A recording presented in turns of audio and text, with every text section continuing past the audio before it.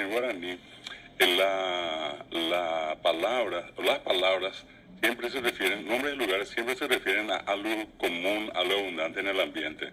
Y vamos a encontrar que existen, por ejemplo, ríos, todos los ríos llevan el nombre de algún pez o algún ser que anda en el agua, ¿verdad? Por ejemplo, uno dice el famoso acaraí.